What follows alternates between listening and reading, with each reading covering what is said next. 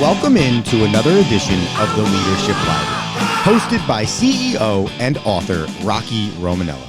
Rocky is the author of the book Tighten the Lug Nuts, The Principles of Balanced Leadership, and has over 40 years of business experience as a prominent member of the UPS Supply Chain Solutions team, as well as the CEO of Unitech Global Services. So sit back, grab your notebook, and take a seat, and get ready for this edition of the Leadership Library.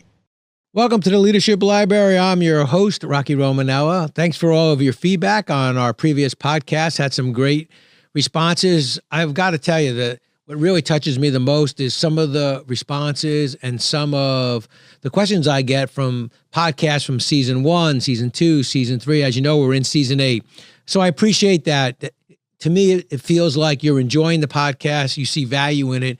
And now you're going backwards saying, you know what, I'm going to go back and check out some of the other podcasts and check out some of the other topics. So thank you very much. It means the world to me to get those emails and some of those conversations about previous episodes. Today, we're going to continue our conversations about values and talk a little bit about this whole concept of my question to you of what are your leadership expectations? So as a leader, and we talked about this on a promotion, you've got to be able to set those expectations. People clearly have to understand what makes you, what are important to you as the leader. What are your expectations? What keeps you up awake at night?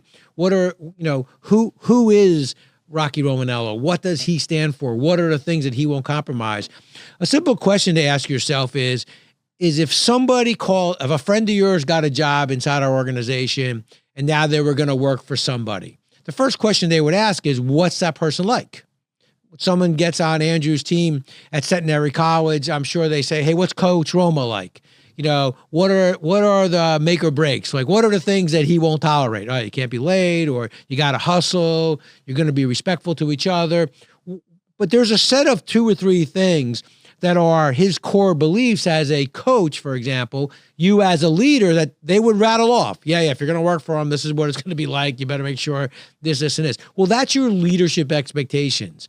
You've clearly defined them in your actions. And in some cases, you have to define them in word so that people can clearly understand. There's nothing wrong with that. So it's laid out in paper. Maybe it's a yearly memo just reminding people, hey, we only use acceptable language when we're engaged in conversation with each other and staff and peers and customers. Hey, we follow all the rules. We have a policy book. I know nobody ever reads the handbook, but every now and then it's probably not a bad idea. We start all our meetings reading one policy. It sounds crazy, but it does generate some conversation. And there are some policies in that policy book. Some people will kind of tilt their head like, oh to me means, okay, it's kind of like when I was in Catholic school and one of the nuns said to us, someone took a pencil. I'm going to close the light. When I turn the light on, I'd light the pencil back. Well, when she turned the light back on, there was book bags, there was pencil cases, so everybody got a chance to cleanse themselves a little bit. I think that's important inside an organization, and every now and then we get a little bit off track. And understanding the policies, understanding the values inside the organization, understanding what's important, sometimes has to be articulated, and then sometimes you got to close the light, turn it back on, and give everybody the amnesty kind of day there. You want to provide open and honest conversations. And I think it's important that that you take responsibility for communicating important things to people, right? There are some things you delegate, and there are some things that you shouldn't. Those important conversations, if you don't want conversation around the water cooler to get crazy, then control what's said at the water cooler by you being the source of information. When people are void of information, what do? They add information. It may not be everything that they know or hear. That's how rumors start. So be that individual who takes responsibility for that important information. Engage with your people. Don't be afraid to kind of manage by walking around and making sure people see you. Because when they see you and you're engaged with them, and look, there's going to be some things you can't tell them. But you know what? You're honest and open about that. Hey, you know what? There's some things I just not at liberty at this time to divulge. It's okay.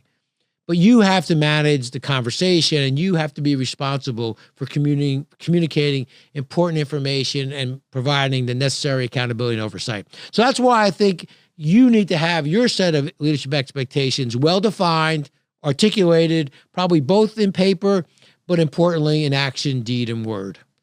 Once again, thank you for being part of the Leadership Library. Until we meet again, be safe. Looking forward to your conversations through the website and through email.